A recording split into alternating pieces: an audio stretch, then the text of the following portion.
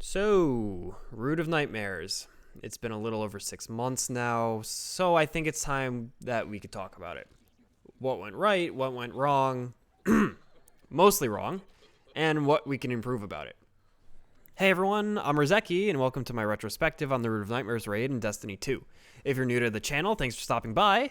This video is a little bit different from my usual stream highlights and short build guides, so if you like it or don't like it, let me know down below by liking or disliking the video and leave me a comment with your thoughts. If you guys end up liking this type of content, I'll be sure to make more in the future. With that all out of the way, let's talk about Ron. So, what is Root of Nightmares? Root of Nightmares, or Ron for short, was the raid released alongside the Lightfall expansion in March of 2023. Raids are the premier endgame activity for most players, unless you're a speedrunner or some sort of challenge run player like these guys on screen now, where you and your fire team of 6 players are tasked with completing a set of difficult challenges and or bosses to find some of the best loot you could get in the game. Typically, raids introduce players to new unique mechanics that require you to work with your team to solve and complete these challenges. There's even a massive day 1 race where the best of the best race to be the first team to beat the raid within the first 24 hours of release, for the glory of being number 1, receiving a special shout out from Bungie, and also getting some sick champion belts to boot. I have not gotten one. But I'm getting a little bit ahead of myself. Let's go over the structure of Ron, its significance to the overarching lore of the Destiny universe, and what the raid's gameplay is all about. During the events of Lightfall, it became evident that an ancient force had been reawakened, causing the citizens of Neomuna to become plagued by nightmares. If you know anything about nightmares in Destiny 2, chances are you immediately equate nightmares to the moon, and by extension, the pyramid ship of Nezarec, disciple of the Witness. Nezarec was instrumental during the collapse, and having him alive again is a grave threat to the Sol system. During the Hypernet current strike, it's confirmed that it's indeed Nezarec who's causing the nightmares on Neomuna, and it's our job to seek out and kill him before he regains his former power. This leads our Guardian and their fire team to raid the pyramid ship of the Witness, where Nezarec is being slowly reawakened as a side effect of the Traveler's terraforming beam that targeted the Witness's pyramid ship at the beginning of Lightfall. Our task in the Root of Nightmares raid is to complete the resurrection of Nezarec so we could fight and kill him in order to protect Sol. Strange, but I promise it works out. As with almost every other raid in Destiny, Ron is divided into 4 distinct encounters, each separated by a traversal section. As we enter the raid, we take note of the secret bonus deep side objective while we make our way past a small number of adds, complete the first mini-task for the deep side objective, and then move towards the first encounter. During the Cataclysm encounter, our objective is to connect a number of nodes using the power of the light to begin to grow the roots of the Tree of Silver Wings, that's a mouthful, that has appeared within the pyramid ship. You'll notice that throughout the raid, our main objective is exactly this: connect nodes with the power of light and dark to grow the tree and its roots. After completing Cataclysm, there's a short traversal section and a secret chest guarded by our friend Kevin the Tormentor. We learn about a new mechanic with launching pads, which we will definitely get back to later, and then off to the second encounter it is Scission. Scission, much like the first encounter, requires us to connect nodes to grow the roots of the Tree of Silver Wings. The catch this time, however, is that we now have a set of darkness nodes to connect as well as the original light nodes. We now combine the mechanics of node connecting and the newly introduced launching pads to connect nodes back and forth across a wide chasm. Following Scission, we have probably the most hated traversal section in the entire game. Again, we'll definitely get back to this later, where we are again introduced to a brand new mechanic, Darkness Refuge. During this section, Nezarec will occasionally create a massive wave of darkness energy, which will instantly kill you unless you're standing inside of a Darkness Refuge. During this section, we also complete task number 2 of the deep side objective, collect a secret chest, and then move on to our third encounter. The third encounter, Macrochosm, is both the first boss encounter and also a very different encounter from all the previous ones. Again, we'll get back to this later. Here, we need to align a number of planets with each other so that all light planets are on one side and all dark planets are on the opposite side. After correctly matching planets, we can then damage the Explicator. Rinse and repeat until the Explicator is defeated. Having defeated the Explicator, we then continue on to the final traversal section. This section is really nothing special. We walk through some pretty cool vistas, fight some adds, complete the final deep site task, and then finally we return to the site of Nezarec, aka the first encounter.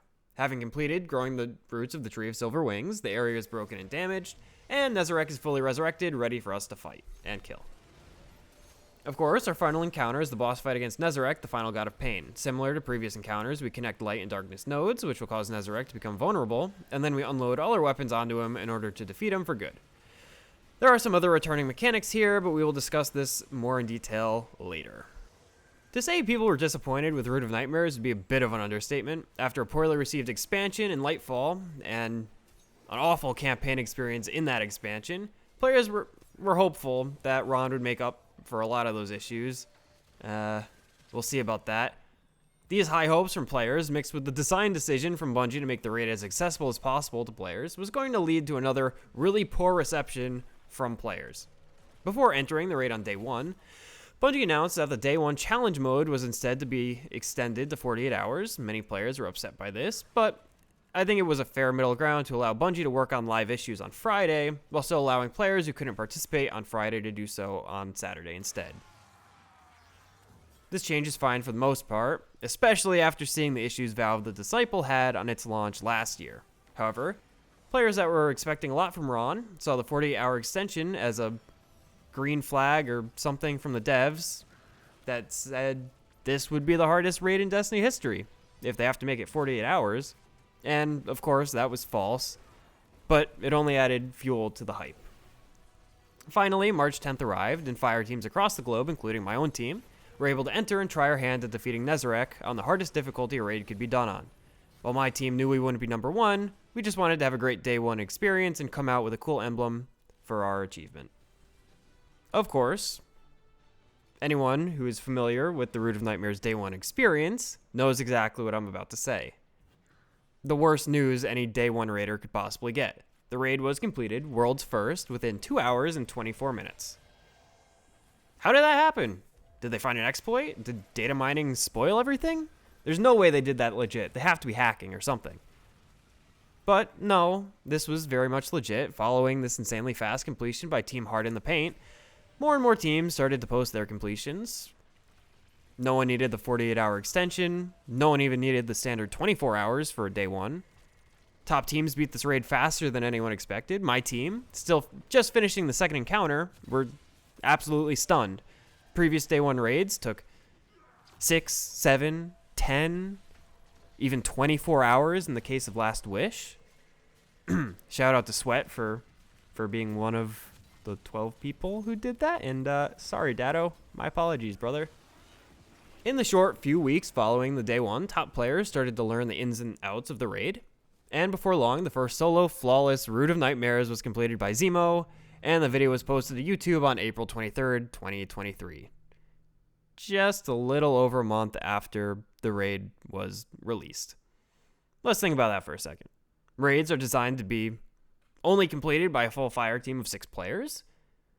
Now, crafty players have always been able to figure out how to do low-man completions, but for the entire raid to be completed by a single player this soon was completely unheard of.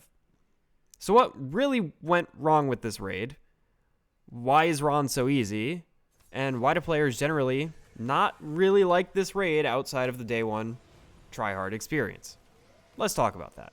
For those of you who are, well, new to the channel, or maybe you haven't stopped by a Twitch stream, you may not know, but I have some experience in game design. I have 2 degrees in game design and development, and I'm a current professional gameplay programmer for a pretty well-known online game. I'm not an expert in design by any means. I'm mostly just a programmer, but I think I can provide some good insight into design flaws and possible solutions that could have transformed Root of Nightmares into a far better raid than it released as. Of course, if you have ideas of your own, you agree with me, disagree with me, or something else, feel free to let me know in the comments below. I'd love to hear and discuss all of your ideas as well. Before we go ahead and discuss the design of Root of Nightmares, I want to point out that I will also be discussing all of the raid mechanics in great detail, and I'll be comparing it to other raids in the game currently, notably Crota's End and Valve the Disciple. Crota's End released just a few weeks ago of writing this video. If you have not had the chance to play any of the raids I mentioned, would not want to be spoiled, or something like that, definitely either play through the raid yourself, or find some video online of teams playing through the raids, and then return to this video. It'll definitely help you get a better perspective on what I'm going to talk about. Got it? Cool. Let's jump right in. Alright, time to talk about Cataclysm. We had a brief overview before, but let's give a full description of the encounter, all the mechanics in detail, and then we can dissect it and talk about its issues. If you're already familiar with the encounter, I've left a timestamp on the screen right now that you could jump to skip this part, and move straight to the discussion portion. Cataclysm is a long platform that stretches to the right of the starting plate with a number of structures strewn across it. Most structures are found on the center of the platform, which bisects it into a left and a right side. The encounter is split into 4 distinct sections, with each section requiring players to connect the starting light node to the final node, which sits on top of a silver flower. In order to connect the nodes, a player will first shoot the starting node to gain the field of light buff, and then they will find the next node in the sequence, which will be a smaller black orb. They will then shoot the orb while standing near it, activating it. They then must reacquire the field of light buff from an active node, and continue activating nodes until the final node on top of the flower is also activated. Upon completion of a set of nodes, the encounter will shift 1 set to the right, and players will continue doing this relay race to connect nodes until all 4 sections are complete. During each section, there is a debuff countdown in your debuff bar, which equates to a wipe timer. When this hits 0, your fire team wipes and has to restart the encounter. Completing a section will reset the timer. There is also a way to gain additional time during a section, and that is by defeating tormentors. Tormentors will not spawn naturally and require players to find and kill 2 yellow bar scions, which are each protected by a force field. You cannot shoot through the force fields, but you can walk through and melee the scions easily. 1 melee should kill them. Once both scions are killed, a tormentor will either spawn on the left side of the encounter or the right side. Killing the tormentor adds extra time to your wipe timer, and also will respawn the scions after a short delay. And that's all the mechanics in the encounter. So, what are the major issues with this encounter? It seems fine on the surface, but the keen-eyed players among you might have noticed something, either in my description of the mechanics or in the gameplay on the screen in the background. If you were paying attention, there is only ever 1 player interacting with the progression mechanic at any given time, with the other 5 players focused solely on ad clear. In the gameplay clips, you'll see that I am the only player connecting light nodes together to progress. In most cases, it also doesn't require a tormentor kill to extend the wipe timer unless I'm going exceptionally slow. This is a major red flag for the design of the encounter.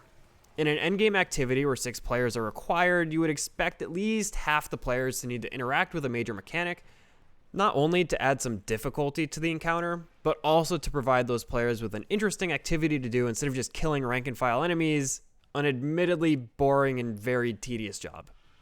Let's take a look at Crota's End and its first encounter, the Abyss, for comparison.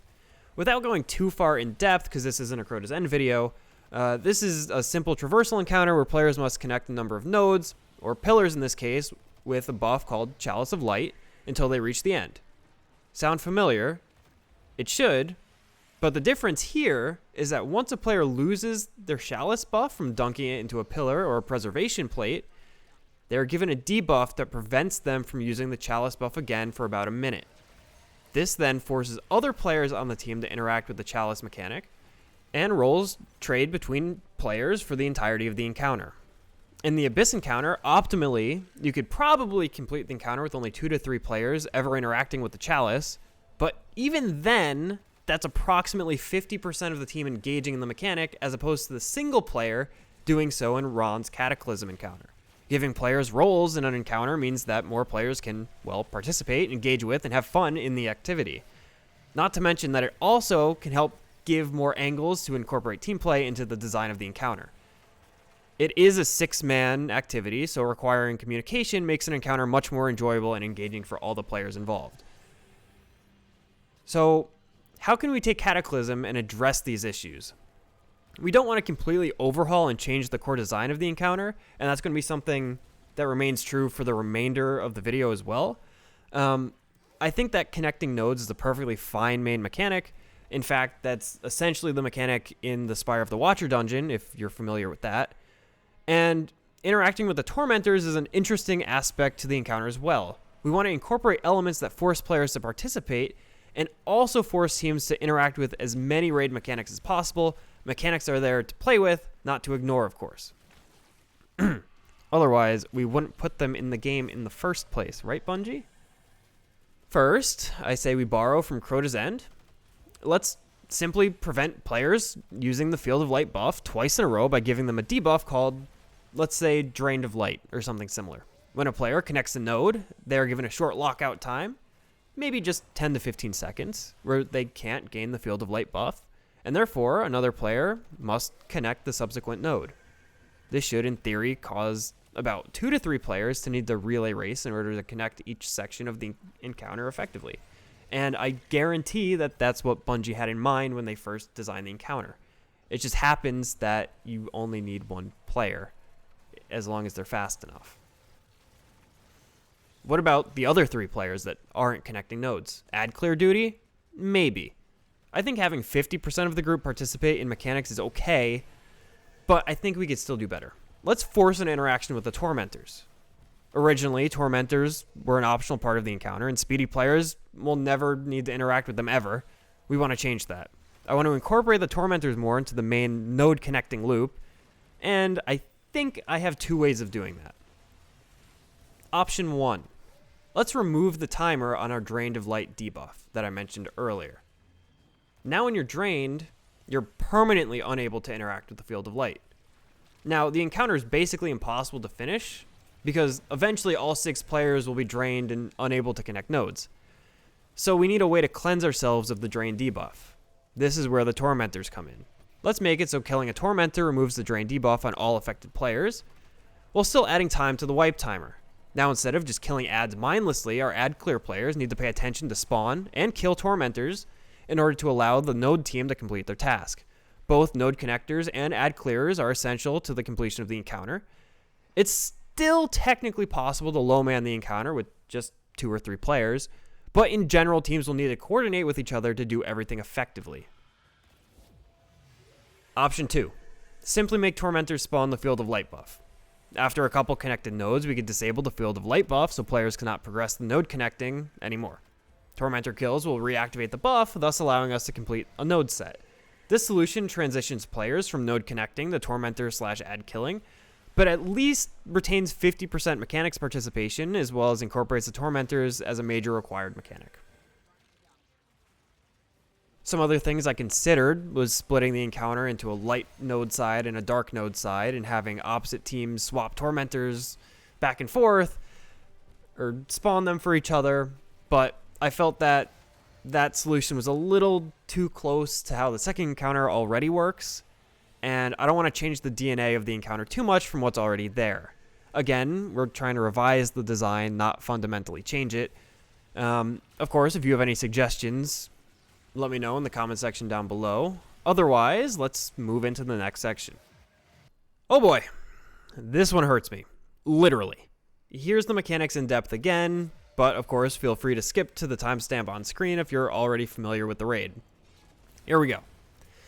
Scission builds on the node connecting of the first encounter with a new twist in that we have a second set of nodes that can only be activated using the Flux of Darkness buff instead, alongside our trusty Field of Light buff.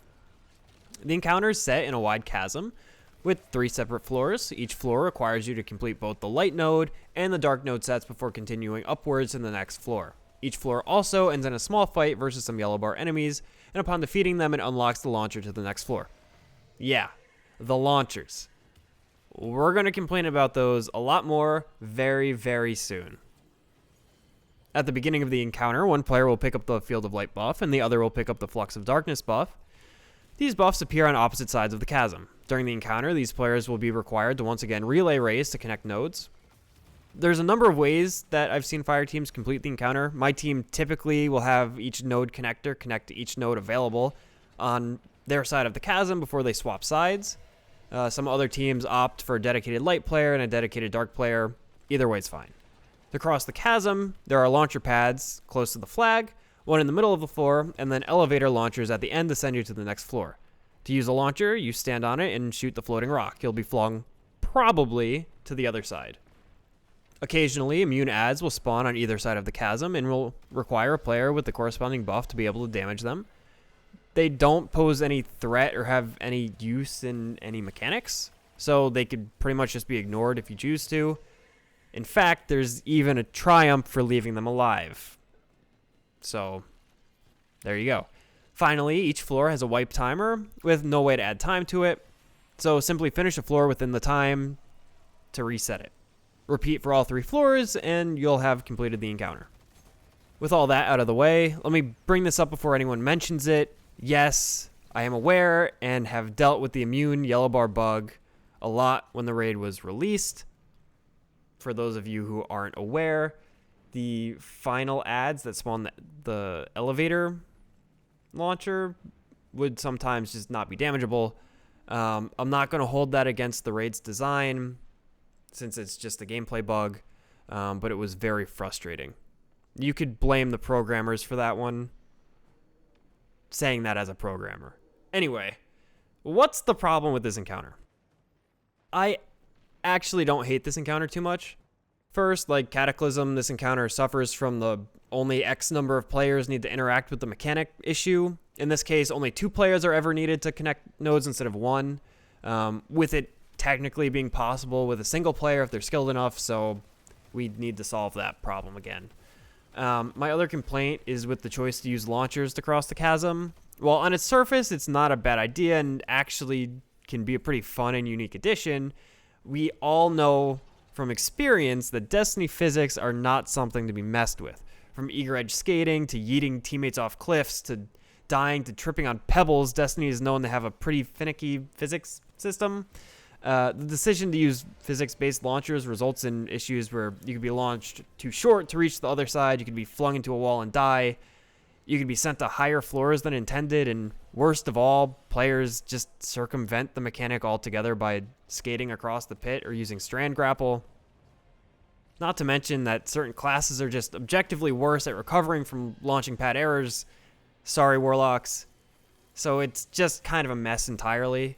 To make it even worse, there is even a running theory, and I kind of believe this, that Bungie removed physics-based deaths entirely from every part of the game because the launcher mechanic in this one encounter in Root of Nightmares.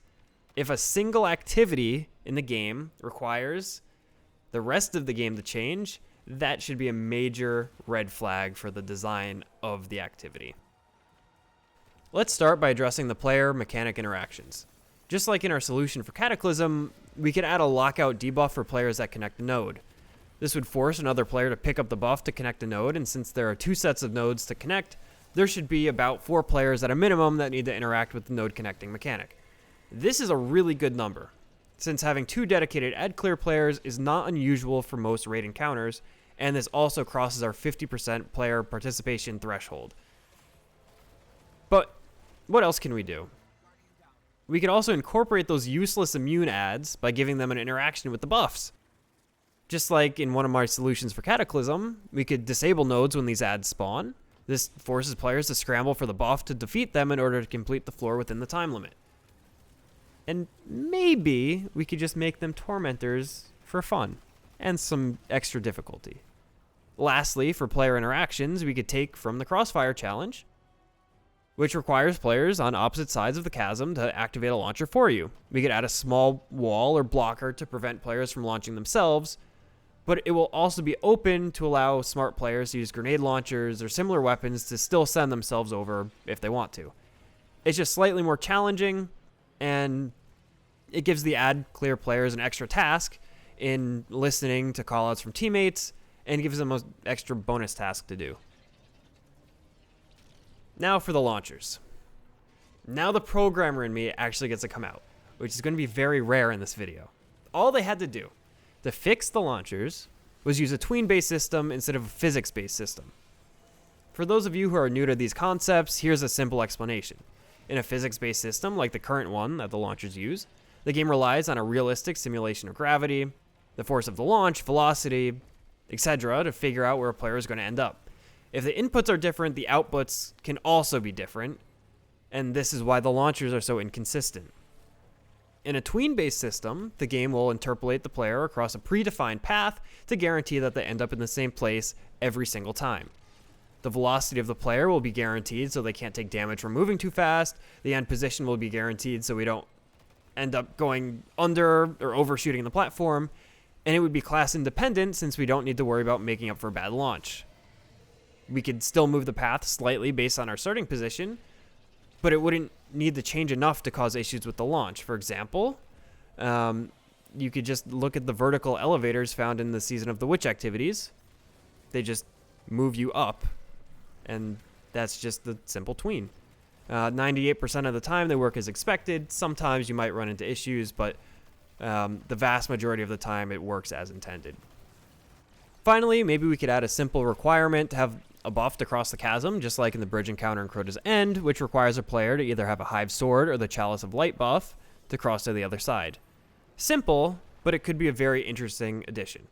Or a fun challenge. Hey, I've been talking for a while now. We're on page 16 of the script, if you could believe it, and only editor Rezeki knows what time we're actually at in the video. It's probably a good time to get up and stretch, use the bathroom, maybe get some water. I'll still be here if you pause the video for a bit, so don't worry about that. Maybe before you get up, you could also drop a like, maybe subscribe. I'll make more of these videos if you enjoy watching them or find them interesting. Alright, you could pause for real now. I'll wait for you right here. Alright, you're back? Great. Let's keep talking about how we could fix the design of this raid. We have a traversal section next, and it's the only one I'm going to be talking about because it's just that infamous. After doing a short node connecting section inside the route, we walk out into a large, open, expansive traversal puzzle before reaching the third encounter. Here, we not only are confronted with those painful launcher pads, but are also introduced to a new mechanic, Darkness Refuge. By shooting an activated Darkness node while buffed with Field of Light, the Darkness node will grant any player standing in it a refreshing 15-second buff called Darkness Refuge that will protect you from a large wave of darkness energy originating from Nezarec way up in the sky to the left of the entrance to this jumping puzzle. The wave will one-shot you if you do not have the buff. This section is really long, way longer than it needs to be, and a big part of this is because you have to constantly stop and go in order to keep Darkness Refuge active during the entirety of the traversal section. You have to be fast because the timing of setting up the Darkness Refuge buff can be tight and has wiped my team countless times. The real struggle here is the level design. Too often are players caught in awkward geometry, whether that's a slanted staircase, tendrils of root that protrude randomly, etc. All of this slows your ability to get refuge and is infuriating when you die to this, causing you to lose your momentum and not being able to hit a node in time. Nobody wants to spend time dying to a jumping puzzle when you could die in an actual raid encounter instead, since those are actually fun and interesting to play through. Alright, let's look at a similar traversal section in King's Fall. Between the Golgarath encounter and the Daughters encounter, we have a short jumping puzzle where we avoid a series of bumpers to make our way towards Oryx's chamber. Traversal sections are usually designed to be a cooldown from the previous encounter, while also building up to the next one. It's a short break from the hectic nature of the encounters, while still providing something interesting for the players to do. The difference here is that in King's Fall, there are only a limited number of hazards, the bumpers, hidden platforms, enemies. They aren't too punishing to die to, and the entire section is a pretty comfortable length, so it doesn't feel overly tedious or too fast. Traversal sections should be calm, an intermission between hectic encounters, and not difficult and or frustrating to complete. Ron's traversal section is the opposite, and it either needed to have its level geometry cleaned up, or needed to section it into specific parts so that Nezarec can wipe you instead of the entire section, just to break up the franticness a bit. We are now at everyone's favorite encounter in Root of Nightmares. Believe it or not, I only have a small adjustment I would make here, and it's not necessarily with the encounter itself, but we'll get to that. First, let's review the mechanics. Timestamp to skip is on screen now. Macrochosm is our first of two boss encounters. We are tasked with aligning planets in order to damage the boss, the Explicator. The room is split into 5 areas. A single large area in the center, and then 4 floating triangular islands surrounding it. There are 3 planets floating above each area. The beginning of the encounter is strictly ad clear. Defeating a pair of special yellow bar Centurions will spawn a Colossus on each floating triangle island. When a player kills a Colossus, they could then see the paracausal affinity, light or dark, of the planets on their side of the room. Normally, your goal is to move planets so that the light planets will be on the left side of the room and all dark planets will be on the right side. Challenge mode flip-flops this. After killing the Colossi, a timer will begin. During this time, any player can select a planet to swap the position of. Usually, the close pair of triangles will work together, and the far pair of triangles will also work together. Players will make a call out as to which planet is the odd one out on their triangle, and trade positions with their partner to correctly swap the positions of the planets. If done correctly, the planets will be indexed, Centurions and Colossi will need to be killed again, but this time the planets in the center area will have their affinities revealed. Players then just need to move the corresponding planets to the center area to match the revealed planets. This triggers the DPS phase. Taking too long to begin the DPS phase results in a wipe. Repeat until the Explicator is defeated, and then the encounter is complete. Now, there's a reason that it's almost unanimous that this is the best encounter in the raid. For one, we could look at it from the player participation angle. There's at least 4 players doing mechanics, and even dedicated ad-clear players can directly influence the planet shifters by seeking out Centurions to help spawn the Colossi. The other angle is from that of being a puzzle encounter. The previous 2 encounters, as well as Nezarec, even though we're not there yet, are simply execution, and have no real puzzle to solve. Players like having a mix of challenging PvE execution-style content in addition to puzzle-solving challenges. To compare to Crota's End again, we could look at their third encounter, Ear-Ute. It's another puzzle boss hybrid where players need to solve how to efficiently gain the Enlightened buff while also correctly determining the location of hiding wizards to be able to damage the boss. Macrochosm might be an even better designed encounter since the mechanics for solving the puzzle are more cleverly hidden behind information obfuscation, and it gives players, especially on a blind run, a really interesting problem to solve. I only have a single issue with this encounter, and I'm not the only person to have said this. Macrochosm is not like the others. It's the black sheep, the ugly duckling, the orange in a display of apples. It's not that it's bad. I've already said it's good, but it's not part of this raid. Every other encounter, from Cataclysm to the Deep Sight objective to Nezarec to the traversal sections, they're all about connecting light or darkness nodes to activate something. They have launching pads to send you to different areas. Why is none of that here? Where is it?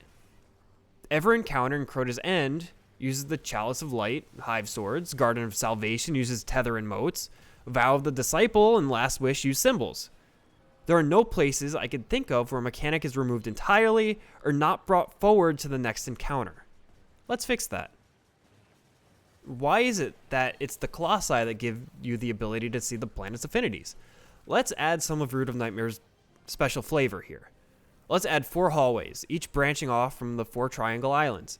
Each hallway will require players to connect a small set of light or darkness nodes, and upon connecting the last one, the Colossus will spawn, and then killing the Colossus will grant the player vision of the planets. Easy, simple, straightforward. And that's all they had to do to make Macrochosm feel like the other encounters. They just had to add a node connecting mechanic. Here we are. We've finally made it to the final god of pain, Nezarec. Mechanics explanation incoming, you know the drill. Timestamp to skip is on screen now. Here we go. Nezarec is a 2-phase encounter. It takes place on a rectangular platform with multiple raised platforms scattered across it. Each raised platform holds either a light or darkness node. The left side of the encounter is dedicated to light, while the right side is dedicated to dark. The first phase is node connecting. One player will connect the light side, while one player connects the dark side.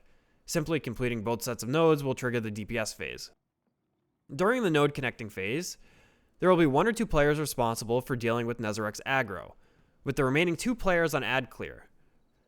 Aggro players are tasked with sniping weak points of Nezarec's chest and shoulders. Cracking all the weak points will reveal either light or darkness. This will need to be communicated to the node connectors. After this, Nezarec will jump down and chase down whichever player is currently holding his aggro. This player needs to deal damage to Nezarec's chest in order to prevent the overwhelming force wipe mechanic. If this player is successful, Nezarec will either cast a wave of light energy or darkness energy depending on the call out from earlier. Players will need to acquire either Light's Refuge or Darkness Refuge to prevent themselves from dying by standing on the correct node. This node should be set up by players who are connecting the nodes and works identically to the Darkness Refuge mechanic from the traversal section before Macrochosm. Remember that? It's finally back. The DPS phase is pretty straightforward. Typically, players will gather on a raised platform and then shoot Nezarec's weak points. Repeat until Nezi is defeated, and then the raid is complete. Good job. To put it bluntly, this encounter's lame. Compared to the last boss encounter, Macrochosm, this encounter has no puzzle, no new mechanics, and Nezarec is not unique either. He's basically just a big tormentor, including his AI. It all just boils down to connecting nodes and damaging him. Only 2 players interact with the node mechanics yet again, and even the aggro mechanic can just be done by the node connectors. They just have to turn around and snipe them at the beginning and then keep connecting their nodes. In a final boss encounter, there should be no excuse for only requiring 2 players to engage with the mechanics. This is the first and major issue. But let's go over the other issue first. Nezarec's AI is a nightmare. No pun intended. Nezarec is a roaming boss that can teleport, disappear, and boot players off the map. His pathfinding's buggy. Not really sure why specifically, but he has trouble navigating around the raised platforms and seems to be caught on awkward geometry just like we get caught in the traversal section. Combine this with his very aggressive AI, and he appears to be tweaking against walls. He could randomly teleport to players, jump on the platforms that he's not allowed to be on, and he could even jump off the edge of the map entirely. This actually cost my fire team a DPS phase, and he wiped us afterwards. During the DPS phase, he is constantly squirming around, jumping, disappearing, teleporting, and generally being a nuisance to hit, while not really being much of a threat damage-wise. The worst he does is turn off your abilities, and even then, if you are just dumping rockets into him, it doesn't matter. If we compare him to Rolk, the final boss from Valve the Disciple, we could get a better picture of what went wrong here. Rolk, like Nezarec, is a 2-phase encounter, with phase 1 being a puzzle, and phase 2 being a puzzle DPS hybrid.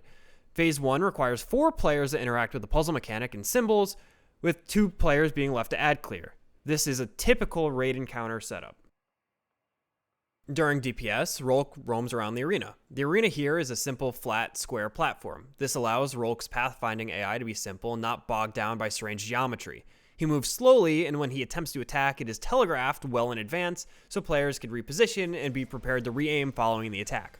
This allows players to easily track his location and understand important cues during the fight. Now let's look back at Nezarec. No telegraphing, chaotic movement, small weak points.